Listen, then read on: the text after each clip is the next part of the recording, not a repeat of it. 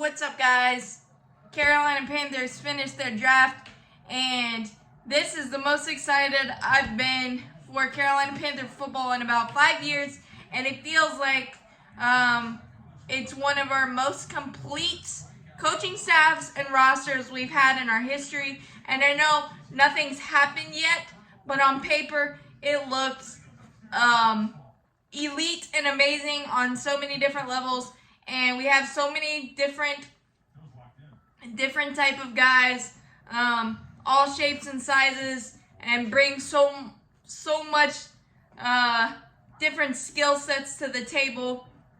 Definitely the deepest wide receiver room we've had since probably the Keyshawn Johnson, Steve Smith, and Musa Muhammad days, to be honest with you, excuse me. And Bryce Young being the captain of that ship makes me feel warm and fuzzies. Yeah, the size. We've heard about the size since he was out at Alabama, but he made that work pretty darn well. He has all the tools in his toolbox, and with so many skill position players that we've assembled with the coaching staff of Frank Reich and company, he doesn't have to do too much. Adam Thielen, DJ Chark, Jonathan Mingo, I love that pick, 6'2", 220. Looking at his highlights, he is really good at contested catches. That seems to be a theme with the players we've added this offseason. Miles Sanders, Chuba Hubbard, Ian Thomas, Tommy Trimble, just really liking Terrence Marshall, Hayden Hurst. It's going to be amazing to watch. And then the top 10 offensive line that we've assembled, Ike Ekwonu. I know Austin Colbert is going to miss some time in the regular season. That's why we drafted Chandler Zavala in the 4th round from NC State. He is very familiar with Ike Ekwonu.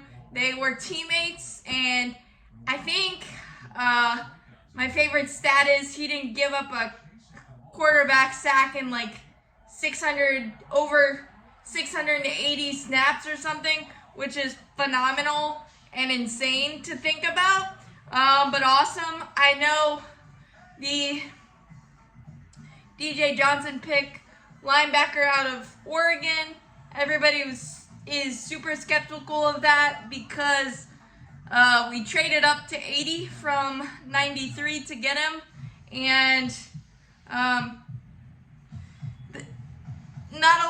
don't know enough about him to give my honest opinion here, but if the Panthers are trading up to get a guy, they have to be convicted by it, because in the Scott Fitterer era, we usually trade down and get more picks if we don't like a guy. And Evero and company seem really excited. Obviously, I think he's a raw prospect, but he fits Evero's scheme perfectly, according to people that know this better than I do, the quote-unquote experts. And he did have 8.5 sacks last year, and that can play. Plus, with Burns on the other side, he's going to be the power rusher to kind of set the edge in the run game.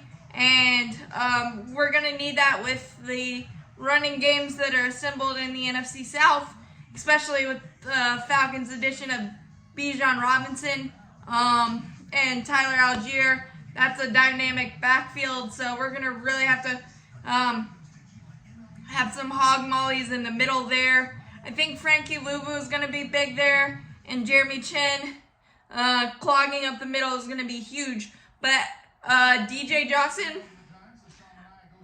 I am really excited to see what he can turn into, and Dom Capers was really excited about him. So was Evero, so I have no problem whatsoever there at all. And I feel like we're getting guys that have continuity with players that are already on the roster, which is a nice change and really nice to see.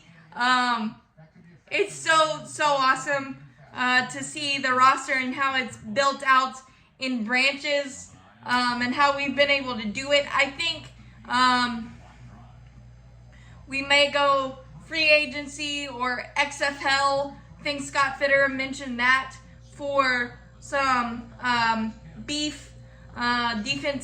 defensive end linebackers, and cornerbacks. I would like, because I think we're a little light there. But Jamie Robinson was our last pick, DB out of Florida State. He can play everywhere, including nickel, which is a big need for us. And with Dante Jackson still recovering from his ACL, that's going to be an interesting position to watch. But Jamie Robinson said that Shi Smith made him work harder when he was at South Carolina before he moved to FSU. So again, the continuity and the familiarity is really nice there as well. And an interesting nugget about Jonathan Mingo, he was Matt Corral's favorite target when he was at Ole Miss. So, and there's going to be, because Matt Corral is still on our roster, you've got Bryce Young, obviously, and then you've got Andy Dalton, the veteran, and Matt Corral still around to develop his game and for the competition. Also, for the wide receivers, Laviska Shenault's an interesting one as well. It's going to be very interesting because I think six wide receivers is probably likely in the roster, but there's really good options. Like I said, Mingo could have punt return wide receiver or punt return kick return abilities as well as Laviska. So there's a lot of versatility, a lot of options with these guys. Speed, power, contested catch ability, DJ Chark, big time. And I like the fact that we went with a taller, more physical wide receiver for Bryce Young, a big target, and we have that in our receiver room big time with DJ Chark, 6'4", Mingo, Terrence Marshall. I really like the big targets for a smaller quarterback. I think that's a nice trend you're seeing as well. I'm just so excited, and there's so much good mix of veteran slash youth and slash fresh blood that is so nice. And the offensive line is dealing with the injuries, obviously, with Brady Christensen and Austin Colbert, but we've also done a heck of a job of developing nice offensive line depth with Cade Mays, and now you add Chandler Zavala, who, based on the conversations the GM and coaches had with Chandler, it looks like he might slot in there early in the season while we wait on Austin Colbert. And obviously you got Bradley Bozeman as the White Rhino anchor. There's just so much to be excited about.